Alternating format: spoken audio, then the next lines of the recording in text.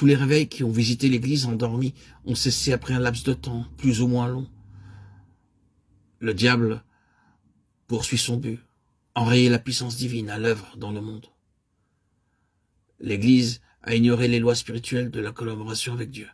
Elle n'a pas discerné par l'action perfide, subtile, rampante des puissances des ténèbres. L'ennemi a donc eu le champ libre et il a réussi à atteindre les enfants de Dieu. Ceux-ci, baptisés de l'Esprit, ont pénétré dans le monde spirituel où ils entrent en contact avec des êtres spirituels mauvais, dont ils ont ignoré jusqu'à l'existence. Ils ont été seulement conscients des forces spirituelles et des choses qui, pensaient-ils, devaient être de Dieu, puisqu'ils ignoraient que des esprits mauvais peuvent contrefraire l'action divine. Et ils sont tombés dans les pièges de l'ennemi.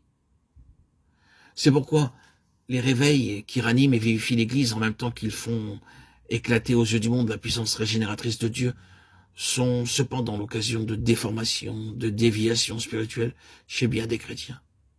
Il arrive même que ceux qui sont vraiment nés de l'esprit deviennent alors fanatiques et extrémistes, et le monde les traite de déséquilibrés ou les dit atteints de folie religieuse. C'est pour cela que les réveils s'arrêtent, qu'ils sont discrédités, que leur témoignage aux yeux des incrédules est détruit, tandis que les chrétiens, restés sobres et pondérés, sont terrifiés par les résultats constatés. Pour le dire sans embâge, les époques de réveil donnent aux mauvais esprits l'occasion de pénétrer chez les chrétiens spirituels et de les posséder. Et le réveil cesse à cause des cas de possession.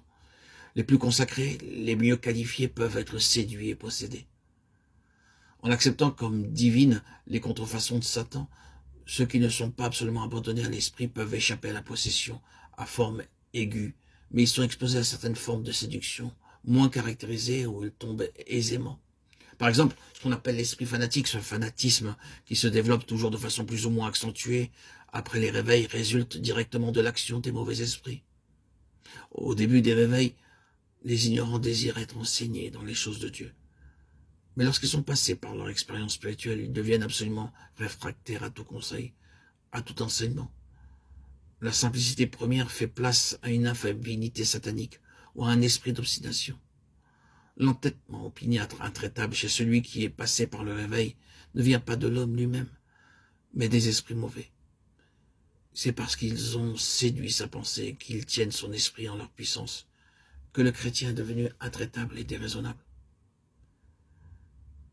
Dès qu'un réveil éclate, le but que se proposent les puissances des ténèbres, c'est de pousser aux extrêmes le vrai.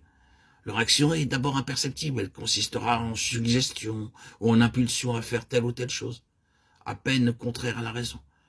Mais comme l'impulsion est suivie, que la voix de la raison est ignorée, même avec le temps réduite au silence, ceux qui sont ainsi séduits tombent par la suite dans l'extravagance et le fanatisme. Il arrive que leur jugement s'élève contre les actions déraisonnables qu'ils sont poussés à commettre, et que leur raison proteste contre les choses qui leur sont commandées de façon surnaturelle. Et cependant, ils sont incapables de résister à cette force naturelle qui les contraint à l'action, et qu'ils croient être divine.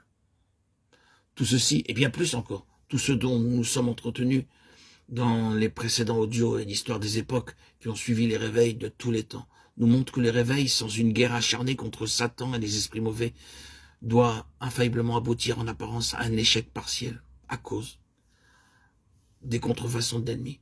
L'Église a donc le plus grand besoin de lumière, le plus grand besoin d'être éclairée et conduite par ceux qui ont la connaissance et le discernement nécessaires pour s'opposer aux légions de Satan et démasquer leurs ruses.